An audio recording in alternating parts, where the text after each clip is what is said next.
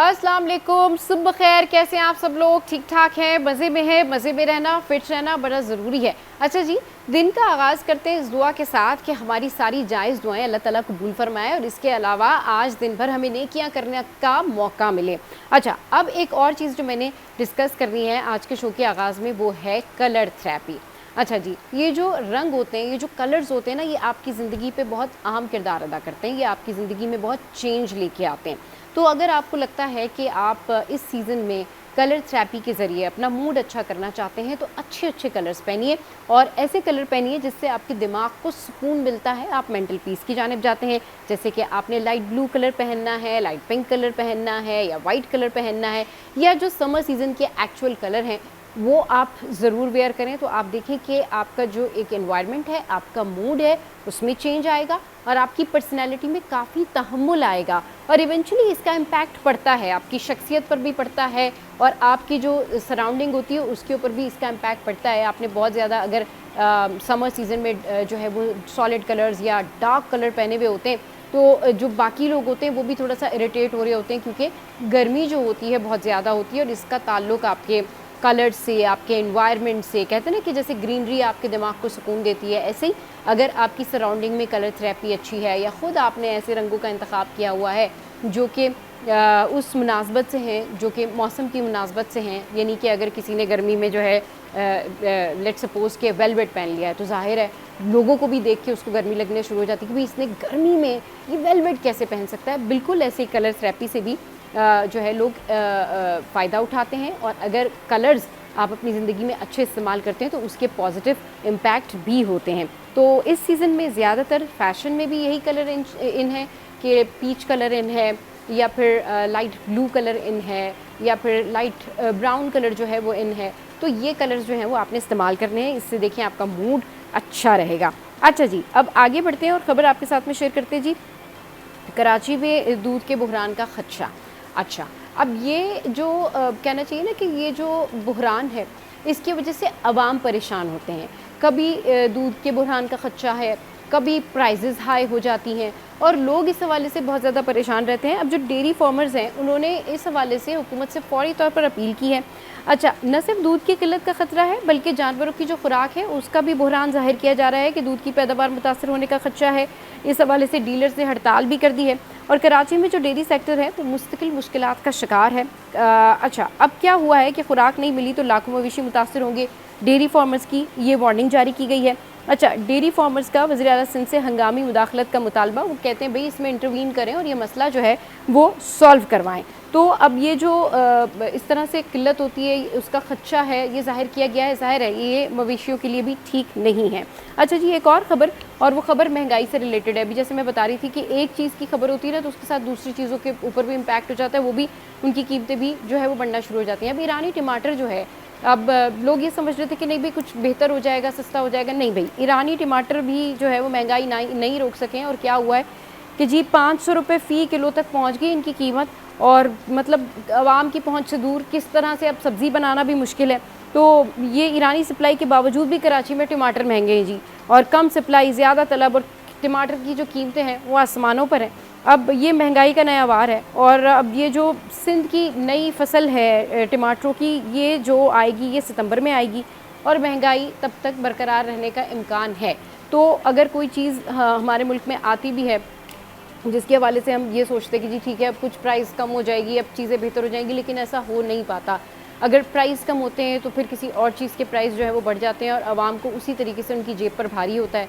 तो महंगाई की नया वार है, कभी पेट्रोल का प्रॉब्लम, उसके प्राइसेस का प्रॉब्लम, कभी किसी चीज़ का प्रॉब्लम। तो कराची के अवाम जो है ना, वो जिस तरह से हमारे सारे एक्टर्स कहते हैं या बहुत सारे मेनली प्रोमिनेंट एक्टर्स कहते हैं कि भाई कराची के अवाम को सलूट है जिस तरीके से ये यहाँ पर रह रहे हैं, तो हमारी जानिब से भी कराची के अवाम को वाकई सलूट है। और इंतज़ामिया के लिए मैं यही कहूँगी कि प्लीज़ अवाम का ख्याल करें, अवाम की फ़लाह व बहबूद के लिए काम करें। चलिए जी, ये तो थी खबरें जो मैंने आपके साथ में शेयर की। अब ब्रेक लेते हैं, ब्रेक के बाद वापस आएंगे, फिर मिलवाएंगे आपको ज़बरदस्त पर्सनैलिटीज़ से। हमारे साथ रहिए।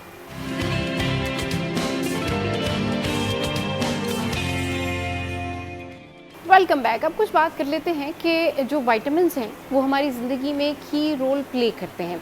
अच्छा, आपकी सेहत आपके अपने हाथ में है। अब ग्रेजुअली स्लोली जो लोग शुरू से ही अपनी डाइट का ख्याल नहीं रखते, उनको विटामिन टेक की ज़रूरत पड़ती है, फिर उनके साथ ये प्रॉब्लम होता है कि उनकी बोन्स में इशू होता है, फिर उनको वीकनेस का इशू होता है और उससे उनके दीगर मसाइल बढ़ जाते हैं। तो ये जो वाइटामिन्स हैं ये लाइफ में क्यों ज़रूरी हैं, इनकी क्या इम्पोर्टेंस है और इनकी इनटेक जो है वो किस तरह से रोज़ाना डाइट में शामिल करें।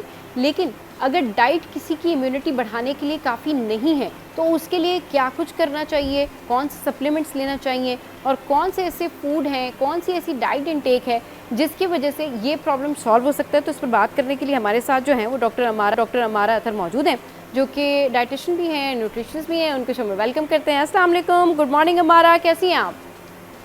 वालेकुम अस्सलाम। मैं ठीक अल्हम्दुलिल्लाह, आप कैसी हैं? मैं बिल्कुल ठीक ठाक।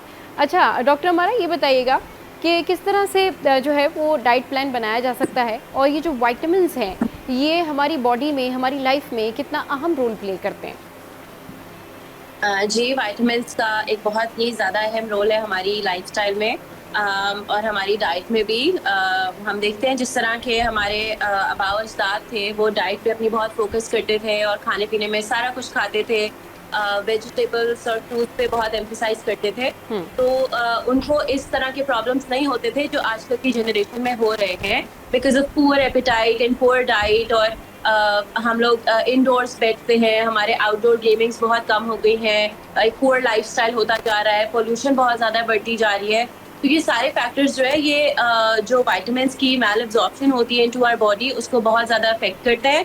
और एट द सेम टाइम अगर आपकी डाइट पुअर होगी तो आपको ऑब्वियसली आप डेफिसिट हो जाओगे बहुत सारे मल्टीविटामिन्स के। सही। अच्छा, अब ये किस तरह से इसकी जो कमी है उसको पूरा किया जाए? कौन कौन से ऐसे फूड हैं जो कि खाने चाहिए? जी, अच्छा, सो बेसिकली तो एवरीथिंग नेचुरल आपको खानी चाहिए। आपके जितने भी फूड ग्रुप्स आ जाते हैं, कार्ब्स, प्रोटीन्स, फैट्स, ऑयल्स, हर चीज़। इसके अलावा फ्रूट्स एंड वेजिटेबल्स आपको खाने चाहिए। फ्रूट्स पे बहुत एम्फसाइज करना चाहिए। आपकी जितनी खालिस ग़िज़ाएँ हैं, जैसे आपकी होल व्हीट हो गई या आपका जौ का आटा हो गया, या अमारा, इस तरह की आपकी आवाज़ जो है थोड़ा सा मुझे कम आ रही है। आई गेस चलें आप कंटिन्यू करें प्लीज़। Ji sorry. जी अच्छा, जी। तो इसके जितनी भी हमारी खालिस ग़िज़ाएँ, खालिस खुराकें हैं, जैसे हमारा देसी घी हो गया या जी हमारा जी। दूध हो गया। अगर हम विटामिन डी और कैल्शियम की फॉर एग्जांपल बात करते हैं, इसका आजकल बहुत चर्चा है और लोग बहुत सप्लीमेंट्स भी ले रहे हैं। हाँ। आप सप्लीमेंट्स के बजाय अगर आप कोशिश करें कि आप सुबह 15 से 20 मिनट या आधा घंटा हफ्ते में 2 से 3 दफ़ा धूप में बैठ जाएँ, अपनी स्किन को थोड़ा सा एक्सपोज करें, अपने बाजुओं को, अपने लेग्स को और अपने फेस को, तो आपकी विटामिन डी एब्जॉर्ब हो सकती है। इसके अलावा कैल्शियम सिर्फ ये नहीं कि आपको दूध से मिलेगी, आपको प्रोटीन सोर्सेज से भी, आपको फिश सोर्सेज से, जितनी फिश होती हैं, फैटी फिश होती हैं, इसके अंदर कैल्शियम प्रेजेंट होती है। आपके आलमंड्स में प्रेजेंट होती है, dry fruit, nuts and seeds में। इसके अलावा सब्जियों में भी, जैसे ब्रोकली हो गई, केल हो गई, स्पिनच हो गई, इसके अंदर कैल्शियम मौजूद होती है। तो आपको ये पता होना बहुत ज़रूरी है कि आपने जो है ये सब्जियां और ये जितने भी हमारे फूड ग्रुप्स हैं, आपने इनको लेना है ताकि आप में कैल्शियम और विटामिन डी और इस तरह के मिनरल्स की डेफिशिएंसी ना हो। हमारे यहाँ आजकल ट्रेंड बहुत ज़्यादा है कि आप सप्लीमेंट्स की तरफ चले जाते हो instead of taking them through proper diet. एक आप वेट लॉस के साथ डाइट कर रहे होते हो तो आपको उस तरह से वो सारे सप्लीमेंट्स मिल नहीं पाते जिस तरह से आपको मिलने चाहिए, और आप जो मिनरल्स मिल नहीं पाते और आप सप्लीमेंटेशन की तरफ जाते हो। हाँ, सप्लीमेंटेशन ज़रूरी है, but at the same time unchecked, unmonitored supplementation is very dangerous. अब आजकल ठीक है, एक average person vitamin D deficit होता है। जब भी कोई मेरे पास पेशेंट आता है, मैं उनको कैल्शियम और विटामिन डी की प्रोफाइल लाजमी करवाती हूँ और 80 to 90% लोग विटामिन डी डेफिसिट होते हैं। एंड इट्स गुड कि अब अवेयरनेस आ गई और लोग सप्लीमेंटेशन कर रहे हैं, पर बगैर अपनी ब्लड प्रोफाइल कराए, बगैर अपने ब्लड टेस्ट कराए, आपने ना कैल्शियम चेक कराया है, ना लोग अगर B12 पे लगे हैं तो B12 पे लग गए हैं, विटामिन डी पे। और विटामिन डी आपको एक एवरेज पर्सन, एक एवरेज एडल्ट को दिन में 600 IU से ज़्यादा नहीं चाहिए। अगर आप you have age to a certain point, आप 50-70 प्लस हैं तो 800 IU। आपने देखा होगा हमारे यहाँ ट्रेंड है 10,000 IU ओवर द काउंटर आपको मिल रही हैं और लोग खरीद रहे हैं और डेली बेसिस पे ले रहे हैं। 20 जो है ना वो इसकी अमाउंट होती है विटामिन डी की। इससे अगर आपके विटामिन डी ज्यादा है तो इट्स गुड, इससे कम है तो आप डेफिसिट हो। लोगों का 50 to 100 पे पहुंचा हुआ है and that is vitamin D toxicity in the body.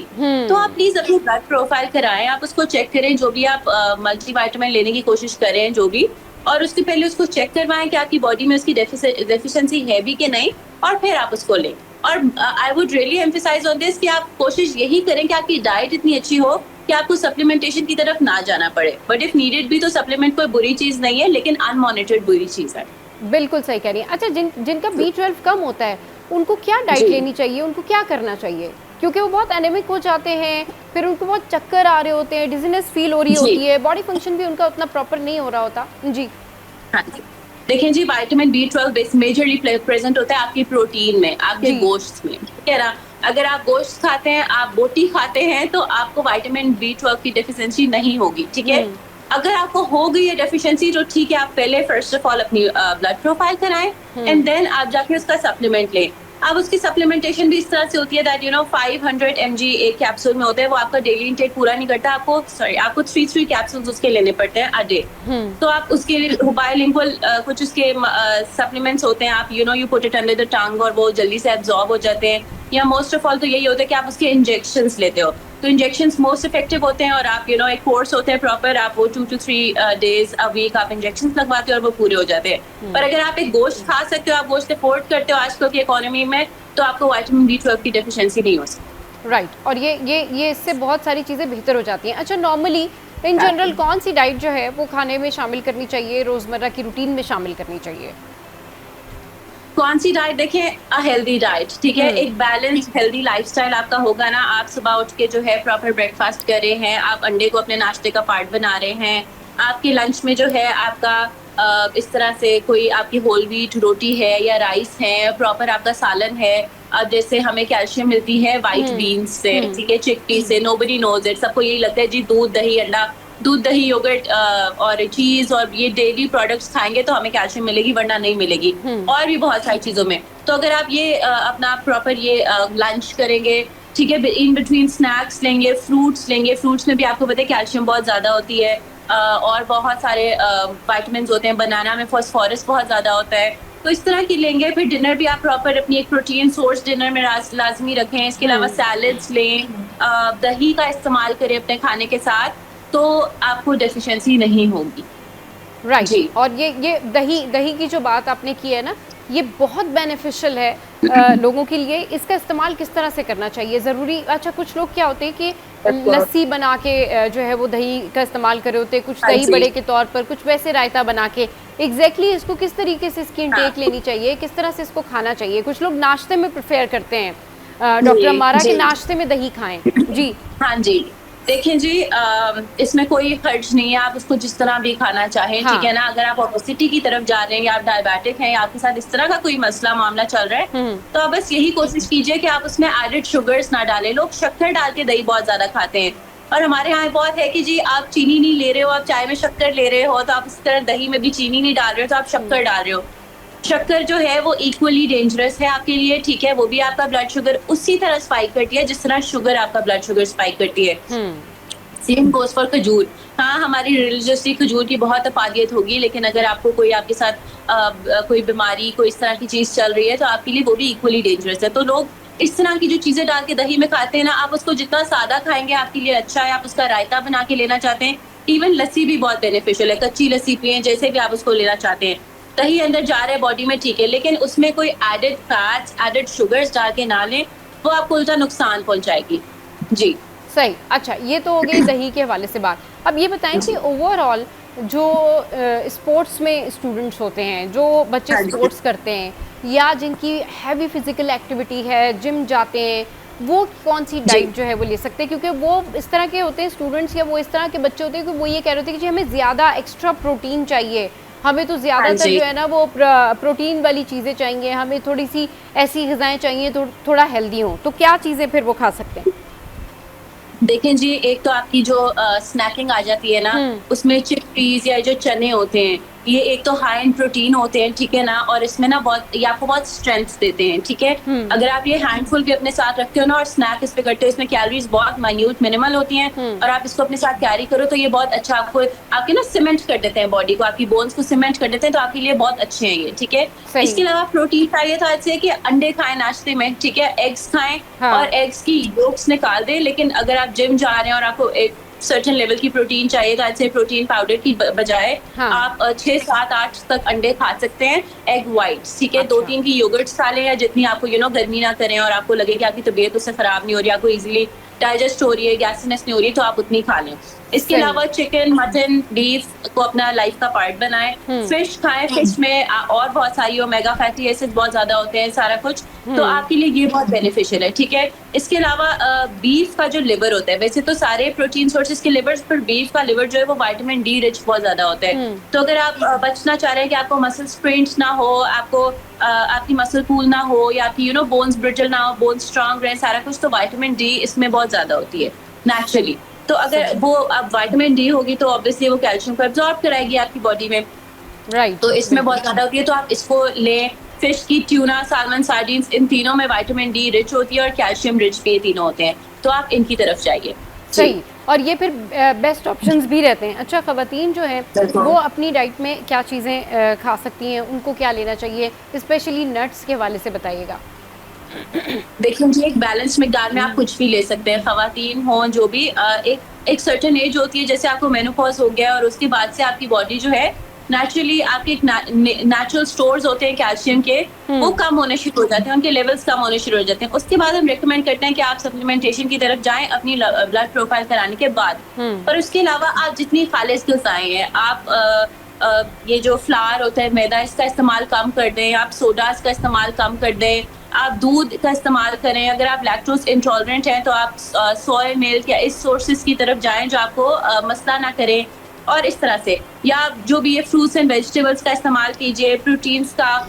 मतलब आप कहने का मकसद ये है कि आप जो ये चीज़ें होती हैं, प्रोसेस्ड चीज़ें होती हैं, या इस तरह की चीज़ें होती हैं जैसे सोडास, कोलास वगैरह हो गए, आप इनसे बचें। ये वैसे भी आपको पता है आपके दांतों को अफेक्ट करती हैं, आपकी बोन्स को अफेक्ट करती हैं, तो इन चीजों से बचें और नेचुरल सोर्सेज की तरफ जाएं जो आपकी बॉडी के लिए इन रिटर्न आपको आपके लिए बेनिफिशियल हो, आपको नुकसान ना पहुंचाए। तो इट्स नॉट रियली कि खवातीन क्या खाएं या मर्द क्या खाएं, इट्स बेसिकली कि आपने एक हेल्दी बैलेंस्ड डाइट खानी है, ठीक है, जिसमें आप अपने सारे फूड ग्रुप्स ऐड कीजिए, और जो है ये नहीं कि फिर उससे आपको डेफिशिएंसी भी नहीं होगी। बिल्कुल। अच्छा डॉक्टर मारा, स्किन केयर जो है ना वो आजकल एक सबसे बड़ा मसला है, लोग चाहते हैं उनकी स्किन भी हेल्दी हो, तो ऐसे कौन से डाइट है जो रोज़ाना अगर आप खा रहे हैं तो उससे आपकी स्किन पे भी ग्लो आता है, आपकी स्किन भी बेहतर होती है, और इंक्लूडिंग विटामिन, वो कौन से विटामिन है जो स्किन पे चमक लेके आते हैं? देखिए जी, विटामिन सी बेसिकली आपकी स्किन को ग्लो लाता है, ठीक है ना। आपकी स्किन विटामिन सी, अब देखें ऑरेंजेस में इतना ज्यादा होता है हमारे, और लेमन में, आप खाना खा रहे हैं, आप लेमन ऊपर लगा छिड़क लें, ठीक है ना। या आपकी स्किन केयर में बेसिकली आपके जो है अपनी सनस्क्रीन का बहुत दौर आ गया, ऑल्दो एक विटामिन डी की एब्जॉर्प्शन का मैल एब्जॉर्प्शन की वो नहीं एब्जॉर्ब होता है। इसका ये रीजन भी बहुत बड़ा है कि आपने हर टाइम औरतों ने इतनी अवेयरनेस आ गई, सनस्क्रीन लगाई होती है, तो विटामिन डी एब्जॉर्ब नहीं हो सकता आपकी स्किन में। या अगर आप धूप में हैं भी, वैसे तो आप होते नहीं, लेकिन आप हैं भी, तो आपने जो है विटामिन डी सनस्क्रीन लगाई हुई, तो विटामिन डी एब्जॉर्ब नहीं होती। पर स्किन केयर में बहुत ज़रूरी है, फ्रूट्स बहुत ज़रूरी हैं, ठीक है। इसके अलावा आजकल I am no dermatologist, but because I do it, तो नाइसिनामाइड बहुत ज़रूरी होता है, रेटिनॉल बहुत ज़रूरी होता है स्किन के लिए। इस तरह के विटामिन हैं जो आपकी स्किन के लिए बहुत ज़रूरी हैं, और सनस्क्रीन तो आपको पता है मस्ट है। तो या thank you very much doctor मारा, और ज़बरदस्त तरीके से आपने बताया कि कौन से विटामिन्स जो हैं वो स्किन के लिए ठीक रहते हैं, कौन से विटामिन्स आपकी इम्यूनिटी को बेहतर करते हैं, जो लोग जिम जाते हैं उनको क्या खाना चाहिए, और नट्स का इस्तेमाल कैसे करना चाहिए। चलिए जी, ब्रेक लेते हैं, ब्रेक के बाद फिर वापस आएंगे, फिर एक ज़बरदस्त और अहम पर्सनैलिटी से आपको मिलवाएंगे। हमारे साथ रहिए।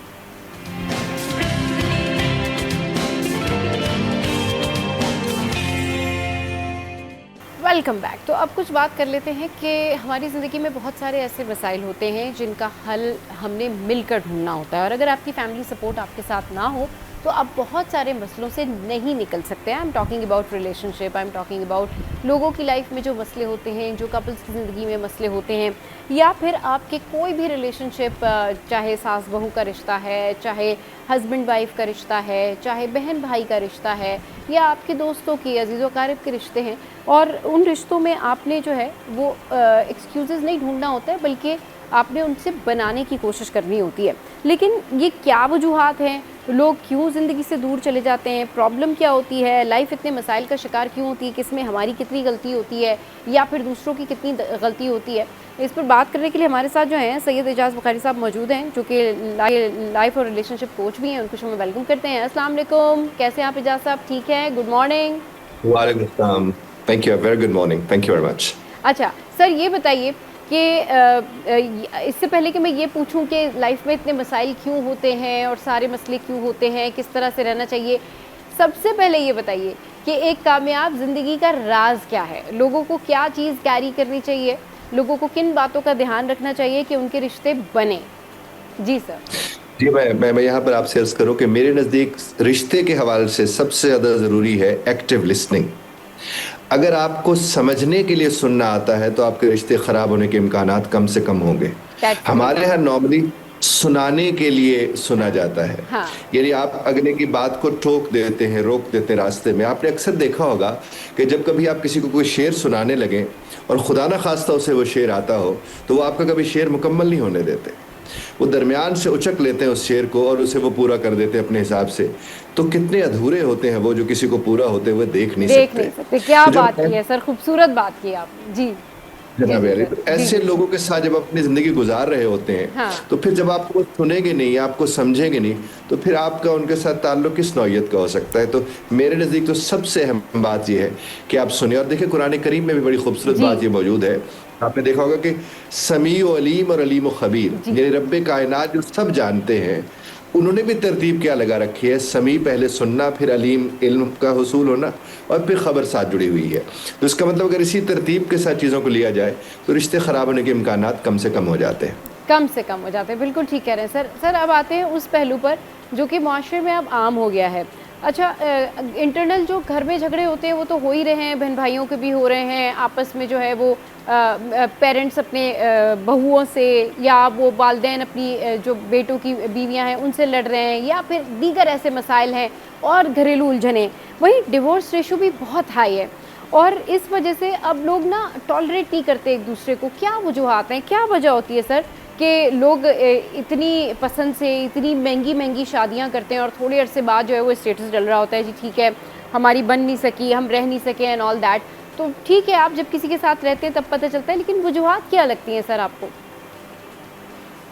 जी, मैं आपसे एक बात अर्ज करूं जी जी कि हमारे यहाँ जो खासतौर सिर्फ डिवोर्स नहीं बढ़ी, खुला भी बड़ी तेजी के साथ जी बढ़ी जी है। बिल्कुल। और हाँ। खुला के बढ़ने की जो वजूहात ज्यादातर सामने आई हैं वो तो यही आती हैं कि जब एक इंडिपेंडेंट हो जाती है खातून तो वो ज्यादातर ये कहती है कि फिर मैंने जो कॉम्प्रोमाइजेस करने थे वो अब मैं करने के लिए मेरे लिए जरूरी इतने नहीं है, चूंकि अब मैं अपना इंडिपेंडेंट हो चुकी हूँ। खुला की तो ज्यादातर वजूहात ये सामने आई हैं। जहां तक तलाक की बात करते हैं या इन दोनों की सेपरेशन की बात करते हैं तो बुनियादी तौर पर ये जो अनमेट एक्सपेक्टेशंस होती है ना, जो एक दूसरे के साथ तवक्कुआत लगा के ये लोग बैठे होते हैं, वो ये होती है कि वो हकीकत पर आधारित नहीं होती हैं। आप जब भी किसी के साथ तवक्को लगाते हैं आप ये देखें कि ये जो तवक्को मैं उसके साथ लगा रहा हूँ उसकी भी तो मेरे साथ तवक्कुआत होंगी ना।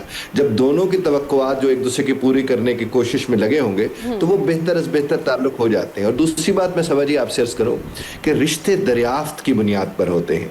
जब दो लोग एक रिश्ते में, एक बंधन में बनते हैं तो उन्हें रोजाना की बुनियाद पर एक दूसरे को दरियाफ्त करना होता है। अब यहाँ पर तो दरियाफ्त शुदा एक दूसरे के साथ शादी के बंधन में बनते हैं तो उनके पास तो चाम रहता ही नहीं उस हिसाब से।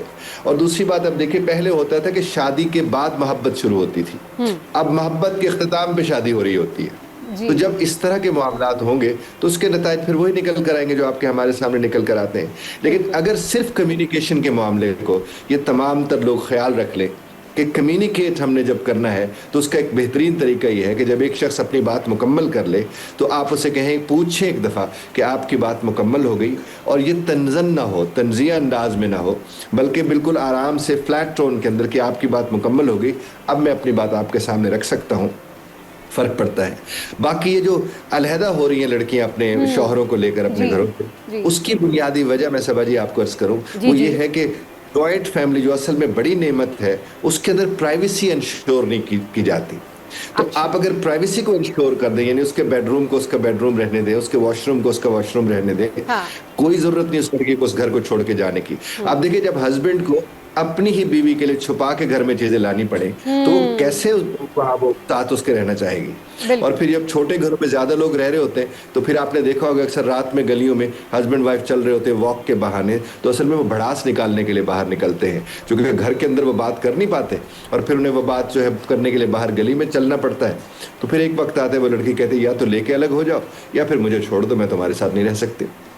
सर अच्छा, ये जो लैक ऑफ अंडरस्टैंडिंग है, एक दूसरे को ना समझने के हवाले से जो इतने मिसकंसेप्शन है, ये फैमिलीज़ को नहीं पता होता। उन्होंने भी तो वही ज़िंदगियाँ गुजारी होती हैं ना, उन्होंने भी तो वही चीज़ें फेस की होती हैं।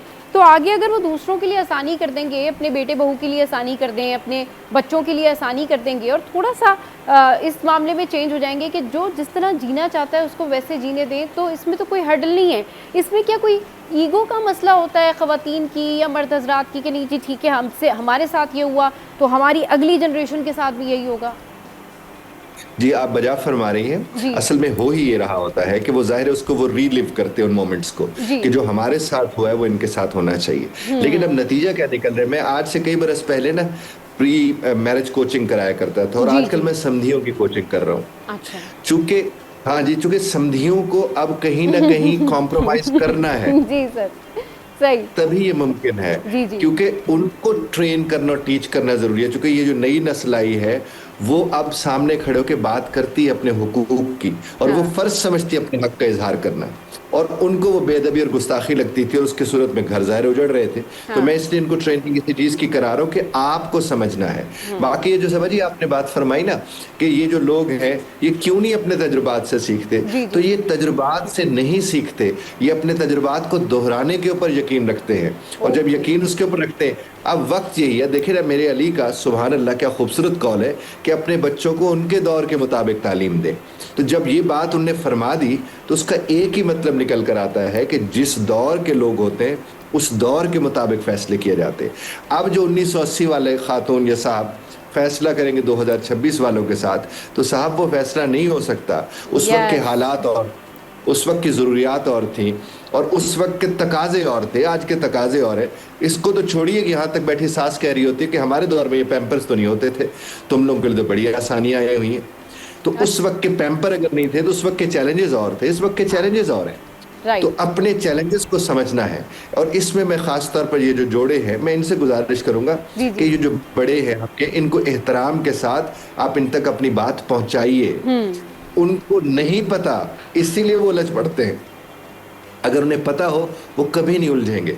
लेकिन अदब और एहतराम का जरूर ख्याल रखें, क्योंकि ज़्यादातर बुजुर्गों को प्रॉब्लम ये हो रही होती है कि बात बेशक आप दुरुस्त कर रहे हैं लेकिन जिस तरीके से आप बात कर रहे हैं वो तरीका दुरुस्त नहीं है और फ्रस्ट्रेट हो जाते हैं नौजवान, ज़ाहिर है होना नहीं चाहिए। और मैं बल्कि आपसे एक बात और भी समझिए करते चलूँ, मुझे अक्सर जब ये बुजुर्ग या बड़े बैठ के कहते हैं कि अब मुझसे सब्र नहीं होता या मुझसे बर्दाश्त नहीं होती, तो मुझे ये बात बहुत अजीब लगती है कि जिसको बरस हो गए बर्दाश्त करते हुए उसका तो कहना बनता ही नहीं है।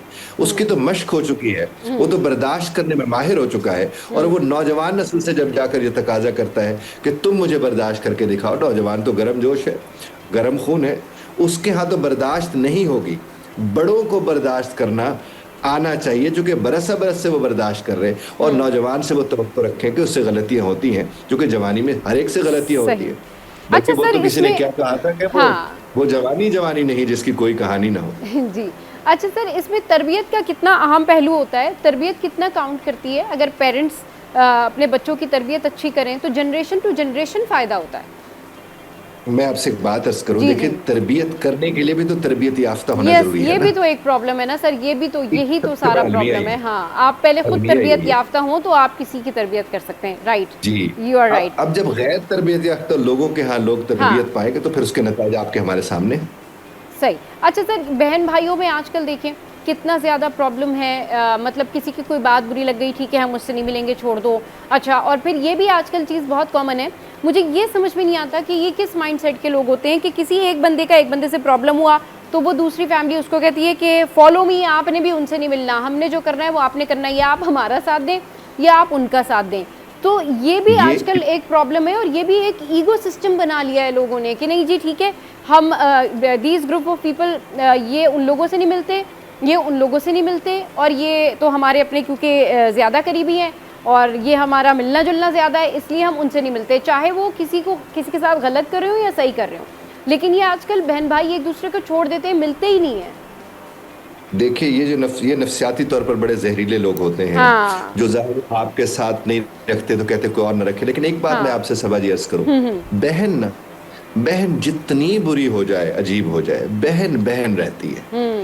बहन आप देखिए कि बचपन में भी बहन जब नाराज होती है अपने भाई से, तो वो उसके लिए खाना छुपा के रख देती है, वो उसके लिए कपड़े इस्त्री कर देती है, वो सारे वो काम करती रहती है। बहनें, मैंने देखा है कि बहनें नहीं छोड़ती, भाई छोड़ जाते हैं किसी के कहने पे, किसी की बात में आकर इस तरह से, नॉर्मली दे नोट। लेकिन ये जो आपने बात अर्ज की है, मैं आपको एक बात अर्ज करूं कि जब कभी भी आपकी बहन या मेरी बहन किसी को कोई कुछ ये कहती है कि फला के साथ तुमने ताल्लुक नहीं रखना क्योंकि मेरा उसके साथ ताल्लुक नहीं है, तो वहां स्ट्रेट फॉरवर्ड डायरेक्ट होके कहना चाहिए कि ताल्लुकात इनफरादी नौइयत के होते हैं। मेरा ताल्लुक अगर आपके साथ दुरुस्त है और उनके साथ दुरुस्त है, तो मैं इसी तरह ही अपने ताल्लुक को रखता हूं। और अगर आज आप मुझे उनके साथ ताल्लुक रखने से रोक रहे, तो मैं माजरत चाहूंगा, मैं ऐसा बिल्कुल नहीं करूंगा, ऐसा हरगिज नहीं करूंगा जब तक मुझे उनसे कोई तकलीफ नहीं होगी। और हाँ, आपका किसी के साथ ताल्लुक है या नहीं है, हाँ। मैं आपको कम से कम कभी ये नहीं कहूंगा कि मेरी वजह से फलाशा ने ताल्लुकात को खराब कर दे। यानी दो लोगों के दरमियान मामलात खराब हो और हाँ। पूरा खानदान उसकी लपेट में आ जाए, हाँ। तो ये जहरीली नफ्सियत है जनाब। बिल्कुल सर, कंटिन्यू करते हैं डिस्कशन को। बहुत अच्छी डिस्कशन हो रही है खानदानी पहलू के हवाले से कि क्यों लोगों में बर्दाश्त नहीं है, क्यों लोग एक दूसरे को अब जो सगे रिश्ते होते हैं उनको भी छोड़ देते हैं। इस पर करेंगे बात छोटी सी ब्रेक के बाद।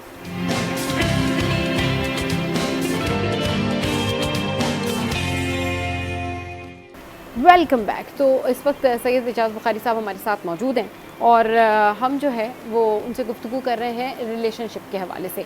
अच्छा, अब जिस तरह से वो बता रहे हैं कि आजकल अदम बर्दाश्त है, जिस तरह से वो बता रहे हैं कि आजकल रिश्तों में जो है वो कहना चाहिए ना, वो अपनायत नहीं है या पता नहीं क्या हो गया है, लोगों को किस भाग दौड़ में लगे हुए हैं, इस हवाले से हम बात कर रहे हैं। तो सर, ये जिस तरह से अभी आपने कहा ना कि लोगों को इस तरह नहीं करने चाहिए, इनफरादी तौर पर अगर अपने ताल्लुकात हैं तो फिर अगर बाकियों से वो मिलना चाहते हैं, कोई शख्स मिलना चाहता है तो मिलने दें।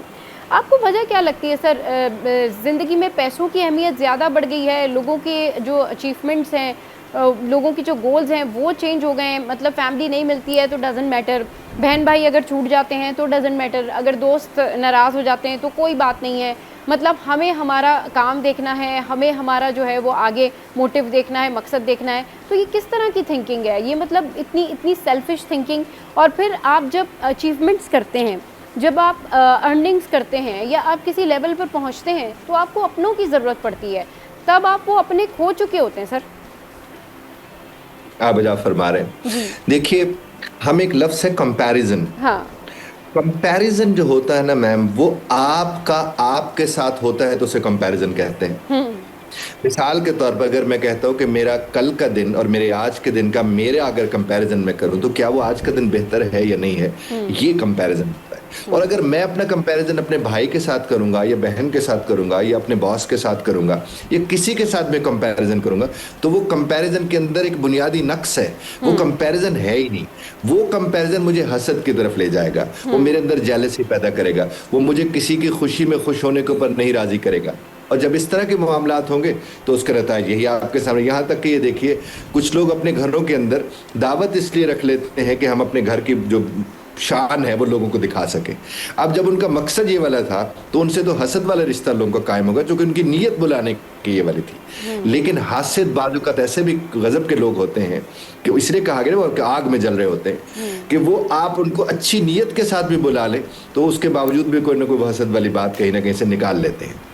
तो हासिद से बचने का तो बेहतरीन तरीका यही है कि आप हासिद के साथ कलाम में, गुफ्तगू में ज्यादा तूल ना दें चीजों को। बिल्कुल। अपनी कामयाबियां उसके साथ शेयर ना करें। और कामयाबी का भी मैं आपसे अर्ज करूं, आपने अगर किसी चीज को करने की ठान ली है तो जब तक वो हासिल ना कर लें तब तक उसका जिक्र भी ना करें, क्योंकि जब उसका आप जिक्र करते हैं तो नफ्सियाती तौर पर आपको एक मैसेज मिल जाता है कि जैसे आपने वो काम कर लिया हो।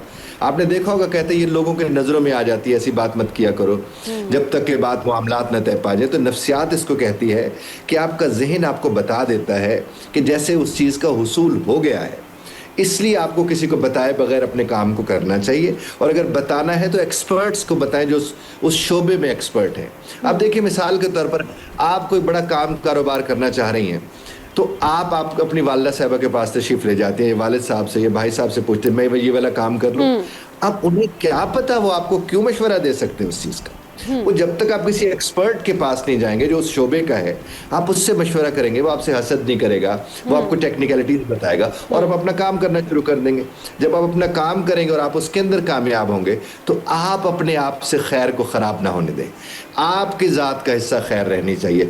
कोई सड़दा है इतने सड़े, किसी को हसद होता है तो हसद करता रहे, किसी को जेलसी होती है तो होती रहे, उसके हक में सिर्फ हिदायत की दुआ करें। कुछ आइस के साथ आप उससे उलझ के और पूरे के पूरे माहौल को नेगेटिव बना के रखते हैं। सही, बिल्कुल। अच्छा सर, आपने बहुत अच्छी बात की कि जेलस कोई भी किसी से हो तो उससे किस तरह से बचना चाहिए, लेकिन ये भी सच है कि इसकी जो वाइब्स होती हैं वो इतनी अच्छी नहीं होती, यानी इसका इम्पैक्ट किसी की भी जो शख्सियत है उसके ऊपर अच्छा नहीं पड़ता, और ये कहीं ना कहीं लोगों को जो है ना वो उनको तबाह कर रही होती है, उनका करियर भी ख़राब कर रही होती है, उनकी खुशियों को भी जंग लग रहा होता है।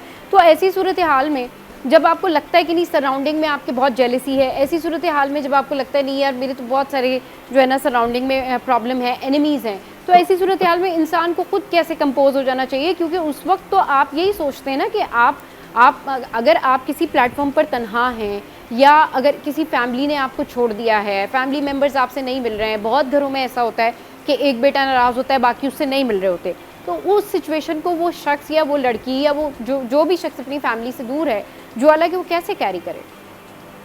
जी, बहुत अच्छा सवाल है।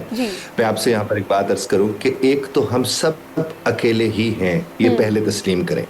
देखिए, जब ये कह दिया गया है कि यौमुल क़ियामा बाप बेटे को नहीं पहचान पाएगा, बेटा बाप को नहीं पहचान पाएगा, कोई किसी को नहीं पहचान रहा होगा, तो उसमें रब्बे कायनात ने बता दिया है कि आपको सबसे पहले अपने आप को देखना है, और ये खुद गर्जी नहीं है। उसके बाद आप किसी को देख सकते हैं। अब यार, जो अपने आप को नहीं देख सकता, क्या वो किसी को देख सकता है? वो कभी नहीं किसी को देख सकता। इसलिए सबसे पहले आपको अपना आप होना होता है, फिर कहीं जाकर आप अपनों के हो सकते हैं। और अपनों की तकलीफ से बचने का तरीका यही है कि आप अपने हो जाएं। जिस घड़ी आप अपने होंगे, आप अपनी मेंटल हेल्थ को प्रायोरिटाइज करेंगे। जिस घड़ी आप अपने होंगे, आप देखेंगे कि मैंने अपने इमोशंस को मैनेज कैसे करना। अब हमारे पास बहुत सी ऐसी खातीन आके ना वो ये कहती है कि सर ऐसा कुछ बता दे तरीका कि मेरा हस्बैंड ने मेरी बातें मानना शुरू कर दे, वो मुझे टॉन्ट करना छोड़ दे, मेरे साथ सार्कास्टिक जुमले मत बोले। तो हम उनसे कहते हैं कि ये काम तो वो आकर हमें कहेगा तो हम उसे समझाएंगे ना। इस वक्त तो तकलीफ में आप हैं, तो जो तकलीफ में है उससे हल चाहिए। आपने अक्सर देखा होगा, छोटे बच्चे जब बहुत खेल वेल रहे, शोर कर रहे और अम्मा तंग आई हुई हो, तो वो जोर से धप मारती हैं बच्चे को कि यहाँ से भाग जाते, और वही बच्चा जब भागता हुआ दरवाजे पे जाता है, मुड़ के देखता है, दांत निकालते, तो अम्मा सड़के रह जाती। और उसकी वजह क्या होती है कि अम्मा कहती है मैंने तो उसको तकलीफ दी थी और तकलीफ ना लेकर ये मुझे तकलीफ दे रहा है। तो इसका मतलब ये उसूल तय पा जाता है जो बच्चा हमें समझाता है कि आप तकलीफ देने वाले की तकलीफ ना लेकर उसे तकलीफ देने का सबब हो सकते हैं। और जो अपनी कामयाबी पर ध्यान रखता है, उसको तो किसी के हसद से कोई गरज ही नहीं रहती है। जब आप लोगों के ऊपर तवज्जो देंगे और अपने आप पर तवज्जो नहीं देंगे, तो फिर आप लोगों पर ही तवज्जो दे रहे। और लोग तो सारे मुख्तलिफ हैं, और आप खुद देखिए सारे आपके मेयार पर पूरे भी क्यों उतरे। आपको सिर्फ अपने मेयार पर पूरा उतरना है। अपनी तवज्जो, अपनी कब्र को सामने रखना है, अपनी समझ को सामने रखना है। बहन भाई वगैरह, उनके लिए खैर की बात करें, फलाह की बात करें, बेहतरी की बात करें, जो आप कर सकते हैं। लेकिन इसका मतलब ये नहीं कि आप अपने आप को छोड़ के लोगों का ख्याल रखते रहे, और फिर यही वक्त आता है वही लोग मुंह उठा के कहते हैं हमने तुम्हें कहा तो नहीं था कि तुम हमारा ख्याल रखो, और फिर इंसान बड़ी तकलीफ में चला जाता है।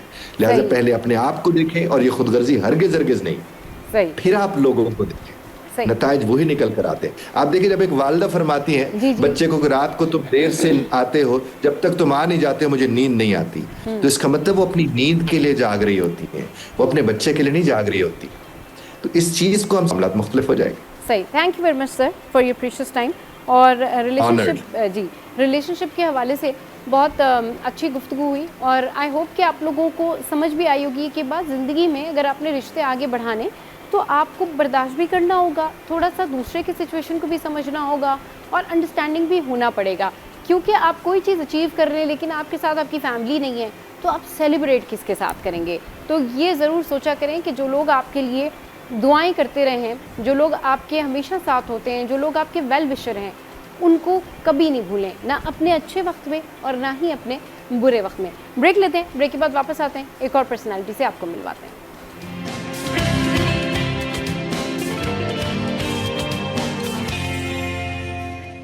Welcome back. तो अब मैं आपको मिलवाने जा रही हूँ एक ज़बरदस्त और अहम पर्सनालिटी से, और ये एक ऐसी पर्सनालिटी हैं जिनसे मिलने के लिए बहुत सारे मैसेजेस आप लोगों ने किए कि सर को दोबारा बुलाएं और सर से मिलना है और बात करनी है और जानना है उनकी पर्सनालिटी के बारे में, जानना है उनके कल्चर के बारे में। तो आज इस वक्त हमारे शो पर मौजूद हैं, मलेशिया से हैं और कौंसल जनरल है मलेशिया, हरमिन हरदैंता अहमद साहब, जिनको हम शो में वेलकम करते हैं और हमारे बहुत रिस्पेक्टेड गेस्ट हैं और इनसे बात करते हैं। अस्सलाम वालेकुम sir, welcome to the show, thank you very much for coming, it's my pleasure, I am honoured that you came to my show. Thank you for having me this morning. Thank you so much. Sir, how are you right? Alhamdulillah, I'm fine. A little bit busy, but overall fine. Yes. So, sir, you're going from here in Pakistan. Yes. So, tell us something about your experience. How was your journey here? You served here, and a lot of memories you make here. Yes. I'm living. That is the life of a diplomat. We are in one place for a period of time, and then we go back to our ministry, and then after few years, then we go back out, in order to serve our nation. And of course, Pakistan, especially coming Karachi, have been really great experience to me. Very professionally, it is very rewarding. I learned a lot here, and personally, it has been very meaningful because I have made so many friends, and I really appreciate that their friendship. And some of them would like, when I told them that I'm going back, they say, oh, they want to visit me in Malaysia. So I say, yeah, of course I welcome them. So whenever they are in Malaysia, we can meet. I mean, there's no issues.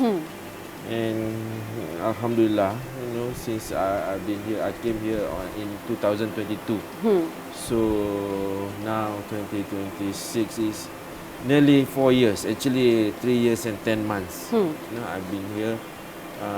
So over the years, I've been meeting government officials, business leaders, academics, journalists like you, and your colleagues, your other colleagues, the community representative, and many other Pakistanis, and these interactions have helped me to understand Pakistan's diversity, its resilience, and enormous potential.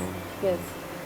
So sir, you make friends here, you meet a lot of people. So how do you find Karachi? How do you find Karachiites? I mean, Karachi, they've been people here in Karachi, because I'm here in Karachi, so I found it that they're very warm and hospitable. And one more thing that you see, I just couldn't.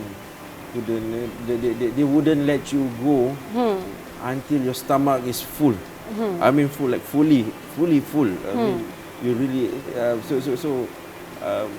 as a matter of fact, I gained a lot of weight here in Karachi while in Karachi. Okay. Yeah. So I don't know. So but it's you eat a lot of food, biryani and halim and all that. Yeah, biryani. But my favorite one is katakat. Katakat. Yes. Actually, because we don't have that in Malaysia. Yeah. So of course, there's something that's very unique to Karachi. So and then very tasty. So it have become my favorite. So I always my staff would always, like, whenever we have something at the consulate, they would bring the katakat also for me. Okay. Foreign say, get katakat on the table, right? Yes. Yeah, really nice. Yeah. So, sir, you watch movies and all? Movies, to tell you the truth, I'm not much of movie or TV person. I watch news and everything, Uh-huh. but like movies, I think last movie I watched was with my children. The animated movie.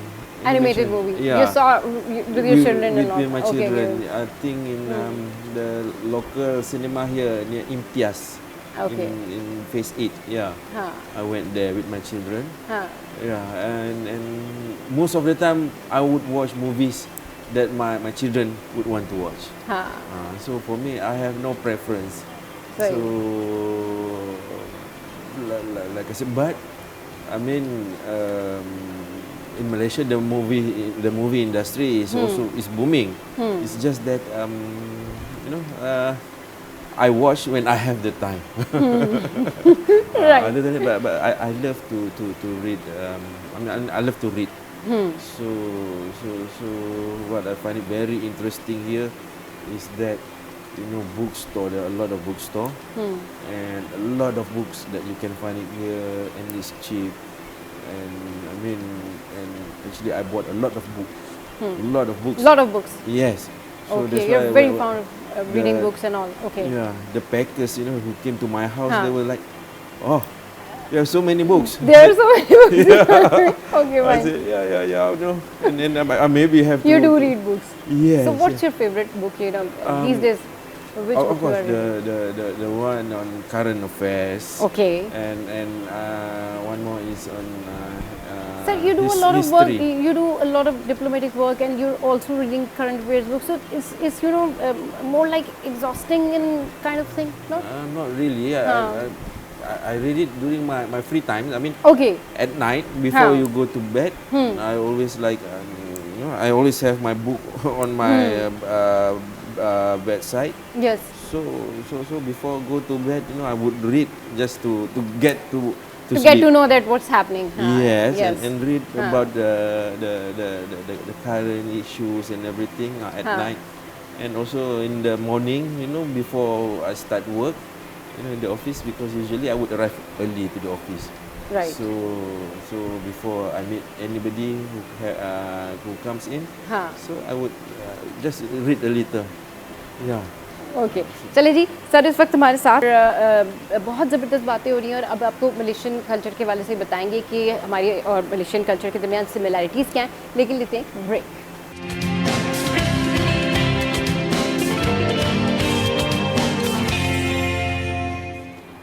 Welcome back. तो इस वक्त हमारे साथ ज़बरदस्त personality जो है मौजूद है हमारे स्टूडियोज़ में, और मलेशियन कौंसल जर्नल है सर इस वक्त हमारे साथ मौजूद हैं। उनसे पूछते हैं कि उन्होंने यहाँ पर बहुत सारी जो है शादियाँ वो भी अटेंड की होंगी, वेडिंग भी अटेंड की होंगी। Sir, how is the experience? You went to the wedding and you enjoy our culture?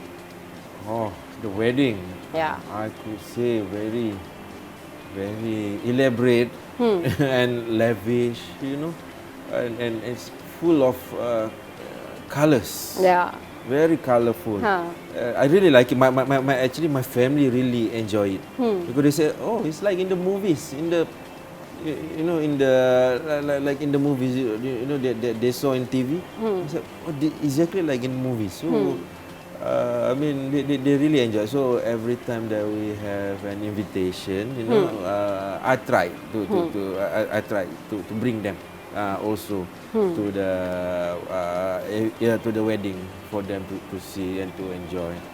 Okay. So sir, what is the similarities between Malaysian culture and Pakistani culture? There are so many. There are so many similarities. I mean, like just now we talk about the wedding, so it's the same. I mean, of course, the like I said, you have very elaborate like a movie, so that is one factor. But we do have you wear the Mehndi. Is it Mehndi? Mehndi, yes. Mehndi. Mehndi, yeah. We also the proper event of Mehndi, Mayo, Dholki and all. Yes, Yeah. we also have that. Starting from the engagement. Yes. And then the Mehndi. Mehndi. And then the Barat. The Barat. The combined Dholki. Yes. What is it? Barat. Barat, the Barat. main wedding day. The main wedding and then day. Walima. And then the Yeah. Walima. So we also have the 3 same. to 4 days event.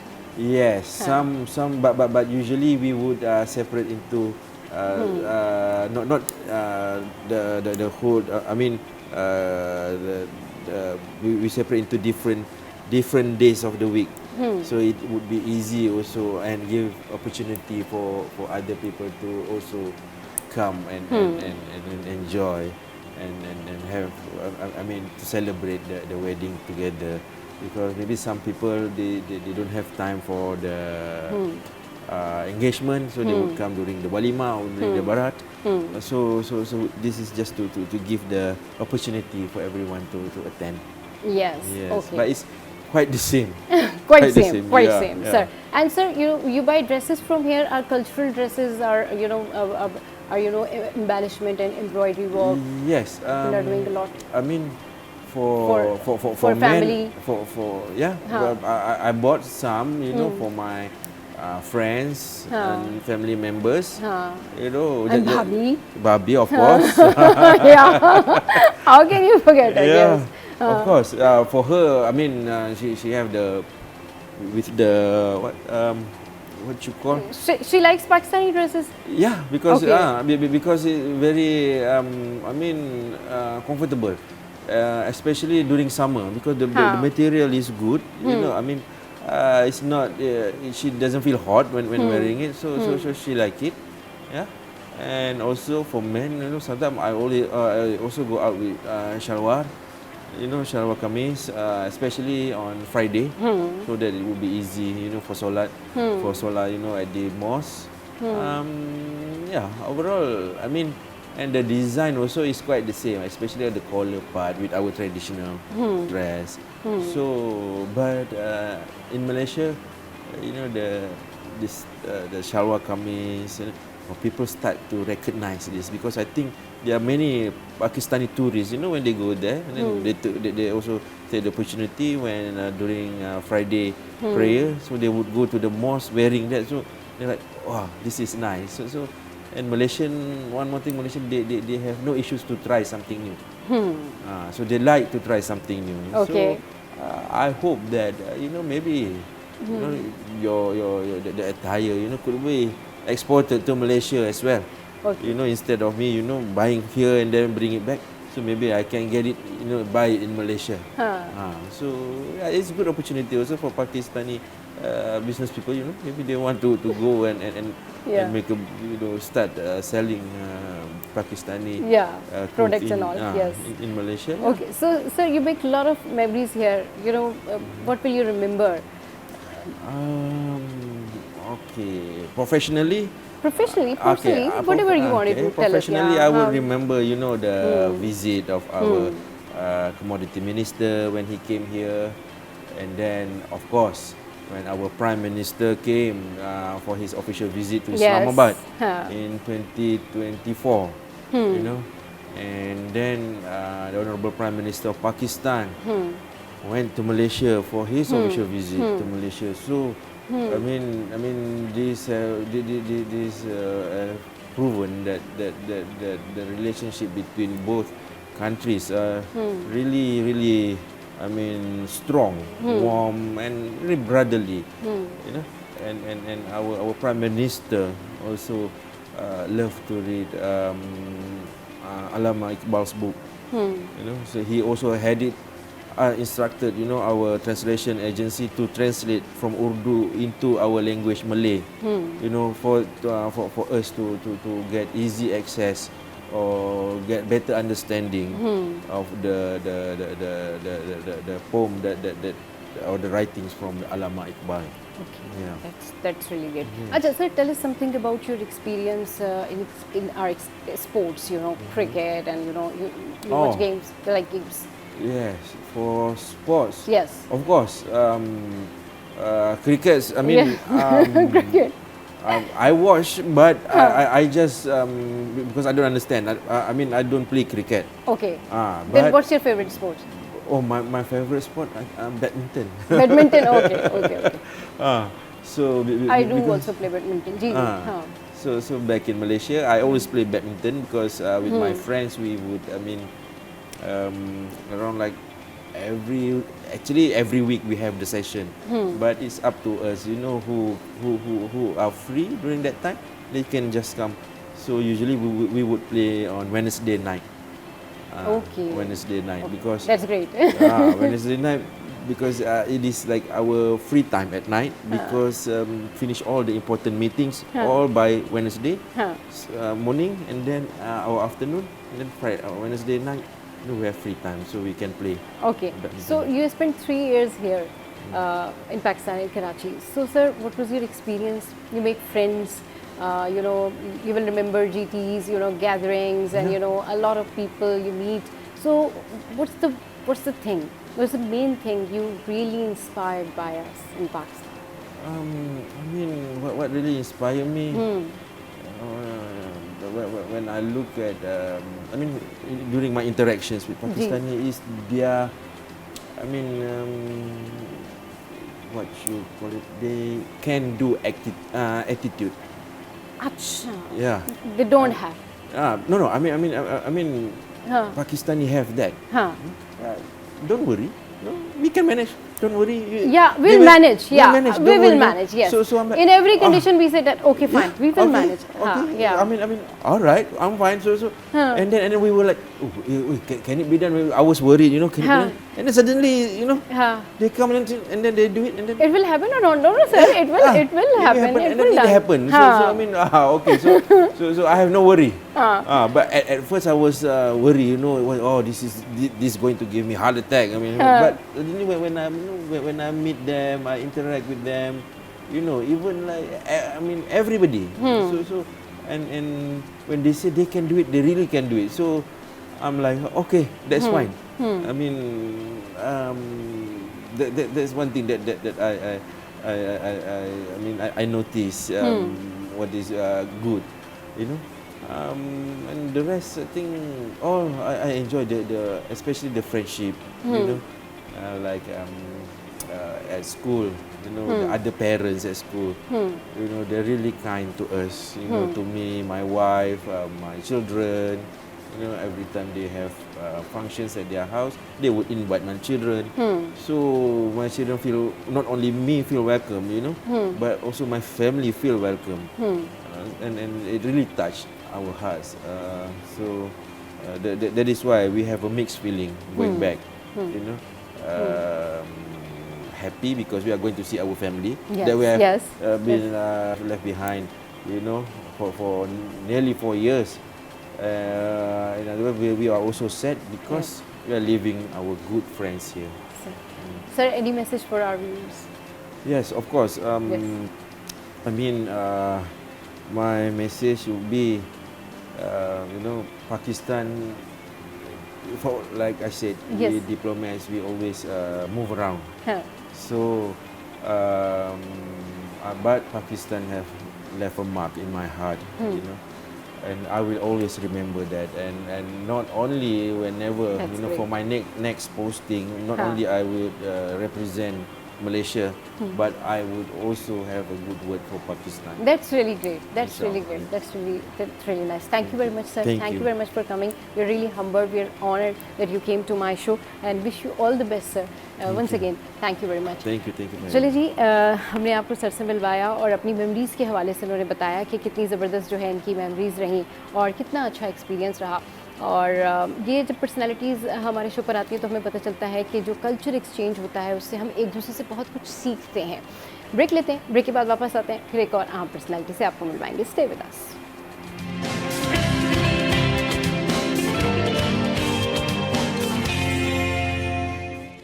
Welcome back. तो अब कुछ बात करेंगे हम skin condition के हवाले से कि हमारी स्किन पर बहुत सारे प्रॉब्लम्स होते हैं, पिंपल्स हो जाते हैं, फिर एक्नी स्कार्स हो जाते हैं। जब आप इस एक्नी को ट्रीट नहीं करते और ये आपको लगता है कि नहीं जी ठीक है एक्नी मिस हैंडल हो गई है, क्योंकि लोगों की स्किन पर जब एक्नी शुरू होती स्टार्ट होती है उनको पता ही नहीं होता कि उन्होंने उसको कैसे हैंडल करना है और उन्हें उसके ऊपर हाथ नहीं लगाना, इन्फ्लेमेशन हो जाएगी, स्वेलिंग हो जाएगी। और कुछ केसेस में ऐसा होता है, सिवियर केसेस हो जाते हैं जिसमें एक्नी जो है वो फैलना शुरू होती है और फिर उसके बाद जब ख़त्म भी हो रही है तो उसके स्कार्स रह जाते हैं, उसके स्कार्स भी बन जाते हैं स्किन पे। तो अगर एक्नी से जान छूट भी जाए तो स्कार्स रहते हैं वहाँ पर। तो एक्नी स्कार्स को कैसे ट्रीट किया जाए, मॉडर्न वेज में इसकी क्या ट्रीटमेंट है, टॉपिकल सोल्यूशन क्या है, इस पर बात करने के लिए जो है वो डॉक्टर तानिया शेख इस वक्त हमारे साथ मौजूद हैं, डर्मेटोलॉजिस्ट हैं। उनको शो में वेलकम करते हैं। अस्सलाम वालेकुम, good morning, welcome to the show. कैसी हैं डॉक्टर तानिया आप? बिल्कुल ठीक, अल्लाह का शुक्र। अच्छा डॉक्टर तानिया, ये बताइए कि एक्ने स्कार्स को कैसे ठीक किया जा सकता है? देखिए, एक्ने स्कार्स की भी टाइप होती हैं, जी। डिपेंडिंग अपॉन द टाइप के कौन से स्कार हैं तो उसके हिसाब से ट्रीटमेंट होती है। सबसे पहले तो हम टाइप्स की बात करेंगे।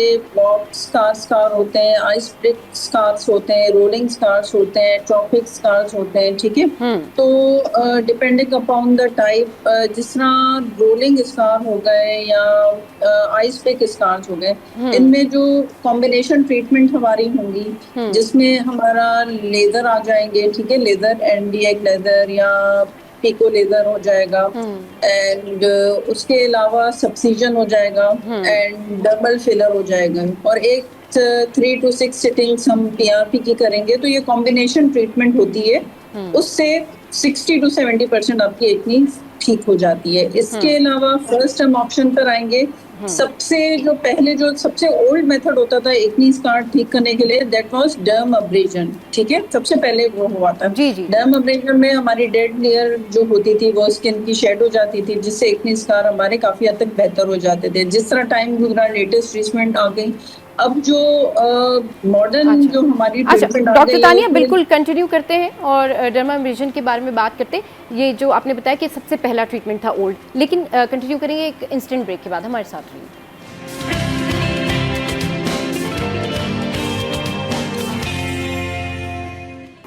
Welcome back. तो हम एक्ने स्कार्स से रिलेटेड जो है वो बात कर रहे हैं कि इसकी क्या वजूहात होती हैं, लोगों की स्किन पर एक्ने स्कार्स क्यों होते हैं, लोग मिसहैंडल क्यों कर जाते हैं। तो डॉक्टर तानिया हमारे साथ हैं और वो हमें पहले ओल्ड टेक्निक के बारे में बता रही थी कि पहले इस तरह से होता था, अब मॉडर्न वेज में इसकी ट्रीटमेंट क्या है, जानते हैं डॉक्टर तानिया से। जी डॉक्टर तानिया। जी, तो हम बात कर रहे थे कि तो पहले डर्म अब्रेजन होते थे, अब जो है हम लोग एक कॉम्बिनेशन कॉम्बो ट्रीटमेंट करते हैं, जिसमें फर्स्ट हम करेंगे subcision, then laser treatment and then PRP. इन तीनों का कॉम्बिनेशन होगा। अच्छा, इसके अलावा जो हमारे होती हैं पील्स होती हैं, glycolic acid 20 to 50%, salicylic acid that is maximum 30% हम करेंगे, और पिगमेंटेशन जो एक्ने स्कार के बाद हो जाती है उसमें हम यूज करेंगे विटामिन सी के सीरम, नियासिनामाइड, इथैलिक एसिड, ये सारे यूज करेंगे। सही। अच्छा, ये सारी चीज़ें यूज़ करते हैं। इसके अलावा और क्या कोई टॉपिकल सोल्यूशन होता है एक्ने स्कार्स को ट्रीट करने का? जी, देखिए, जिस तरह वक्त के साथ साथ जो एक्ने स्कार्स होते हैं वो बहुत मुश्किल होते हैं कि उनको हम ख़त्म कर सके। तो आइडियल जैसे ही आपको एक्ने हो तो उसके आप 1 से 1.5 महीने बाद अगर तो आप proper treatment with silicone gels, जिस तरह हमारी ओवर द काउंटर मार्केट में अवेलेबल होती हैं, स्कार जेल्स अवेलेबल होती हैं, कॉन्टैक्ट ट्यूबिक्स जेल अवेलेबल होती है, अगर आप एक्ने सबसाइड होने के फौरन बाद उन स्कार्स पे आप सिलिकॉन जेल 3 to 4 टाइम की एप्लीकेशन होती है लगाना शुरू कर देंगे तो उससे आपके 90% स्कार ठीक हो जाएंगे। बट हमारे यहाँ जब पेशेंट एक्ने स्कार्स के लिए आता है तो वो काफी टाइम बाद आता है, वो 1 साल बाद, 6 महीनों बाद, तब तक वो स्कार जो होते हैं वो मैं आसान अल्फाज में कहूंगी कि पक्के हो चुके होते हैं। तो उसमें फिर हमें काफी मेहनत करनी पड़ती है। ये 3 से 4 ट्रीटमेंट जो है, जो मैंने आपको कॉम्बो बताया, ये करनी होती है। अदरवाइज अगर आप इनिशियल फेज में ही सिलिकॉन जेल्स अप्लाई करें एंड 2 to 3 सिटिंग्स आप पीआरपी की ले लें तो उसके बहुत अमेजिंग रिजल्ट्स होते हैं। अच्छा, उसके रिजल्ट्स बहुत अच्छे होते हैं। अच्छा, जो पेशेंट डिले कर देते हैं आने में और काफ़ी टाइम लग जाता है, प्रोलॉन्ग हो जाते हैं उनके स्कार्स, उसके लिए क्या करना चाहिए? उसके लिए हम सबसे पहले सब्सिजन होती है। सब्सिजन का मतलब ये होता है कि जिस तरह एक्ने कुछ हमारे स्कार होते हैं, आपने देखा होगा कि बिल्कुल चिपके हुए स्कार्स होते हैं, खड्डों की तरह, जिसको हम कहते हैं ट्रॉपिक स्टार। हाँ। तो स्कार्स कहते हैं जिसमें फाइब्रोटिक जो हमारे अंदर के बैंड होते हैं वो आपस में चिपक जाते हैं। तो हम सब्सिजन निडल के थ्रू लोकल एनेस्थीसिया देकर उसको पहले उन बैंड्स को तोड़ते हैं। एक सिटिंग में हम सब्सिजन करेंगे, देन जो हमारी नेक्स्ट सिटिंग होगी उसमें हम लेजर ट्रीटमेंट करेंगे, जो कि एनडीएक लेजर होगा, या तो फिर हम पिको लेजर करेंगे। या फ्रैक्शनल लेजर करेंगे। सेकंड सिटिंग हमारी 1 वीक अपार्ट हम करेंगे, लेजर ट्रीटमेंट करेंगे। देन 1 वीक अपार्ट हम करेंगे PRP करेंगे विद डबल फिलर करेंगे। ये हमारे ओल्ड स्कार की ट्रीटमेंट है, बट इससे हमारे 70% रिजल्ट्स बेटर आ जाते हैं। अच्छा, 70% रिजल्ट बेहतर हो जाता है। अच्छा, अब जो लोग फ़ौरन से पिंपल्स को मिस हैंडल करते हैं और उसके बाद फिर ये एक्नी स्कार बनते हैं, तो उसकी वजूहात क्या होती है, क्यों बनते हैं ये एक्नी स्कार? देखें, अक्सर ये होता है कि एक्नी हो रही होती है। एक्नी काफी डिस्ट्रेसिंग होता है, ठीक है। चेहरे पर हमारी जिस तरह सोसाइटी है कि छोटी बच्चियां जिस तरह प्यूबर्टी की एज में आ जाएंगी, उनकी एक्नी स्टार्ट हो जाएगी, सवालात शुरू हो जाते हैं, भाई क्या हुआ है चेहरे पर, चेहरा खराब हो रहा है। तो हम स्ट्रेस में भी आकर मुंह नोचना शुरू कर देते हैं, पिक करना शुरू हो जाते हैं। एक्नी जो होती है उसमें से हम पस निकालना शुरू कर देते हैं। तो सबसे जो मेन रीजन होती है एक्नी स्कार्स की कि उसको पिक करना होता है, नोचना होता है, उसकी वजह से एक्नी स्कार्स हो जाते हैं। अच्छा, इसके बाद जब हमारी एक्नी हो गई, एक्नी स्कार हो गए, तो चेहरे पर हाइपर पिगमेंटेशन भी आ जाती है, जिसको हम PIH कहते हैं, पोस्ट इन्फ्लेमेटरी हाइपर पिगमेंटेशन। इसको दूर करने के लिए 3 से 4 चीजें मैं आपको बताती चलूंगी। सबसे जो टॉप ऑफ द लिस्ट, हम रात को रेटिनॉइड्स टॉपिकल अप्लाई करेंगे, विटामिन C सुबह में अप्लाई करेंगे, इजेलिक एसिड है, ये सारे डी पिगमेंटिंग एजेंट हैं, जिससे एक्नी स्कार की जो पिगमेंटेशन है वो काफी हद तक खत्म हो जाएगी। अच्छा, अगर तो आपके फ्रेश स्कार है तो यू गो फॉर PRP, ठीक है। PRP के बहुत ही अमेजिंग रिजल्ट है और इसका 1 दिन का डाउन टाइम होता है। और सबसे अच्छी चीज PRP की ये है कि आपका अपना ही ब्लड है, जिसको हम मशीन में सेंट्रीफ्यूज करके उसका प्लाज्मा रेडी करके आपके ही फेस पर इंजेक्ट होता है। तो ये कोई हार्मफुल प्रोसीजर नहीं है, स्किन ग्लो भी होगी और आपके एक्नी स्कार भी, फ्रेश एक्नी स्कार 90% आपके ठीक हो जाएंगे। ठीक है, thank you very much ma'am. Acne scars के हवाले से आपने जो है बहुत ज़बरदस्त बताया कि ये ट्रीटमेंट्स हैं और इस तरह से अगर आप करते टॉपिकली भी अगर आप उनको ट्रीट करना चाहते हैं तो वो ट्रीट हो जाएंगे। आज के शो से फ़िलहाल इतना ही। आज का शो आपको कैसा लगा ज़रूर बताइएगा। हमारी सोशल साइट पर ऐसी हंस रही मुस्कुराती रहिए। कीप वॉचिंग, सरियत चैनल।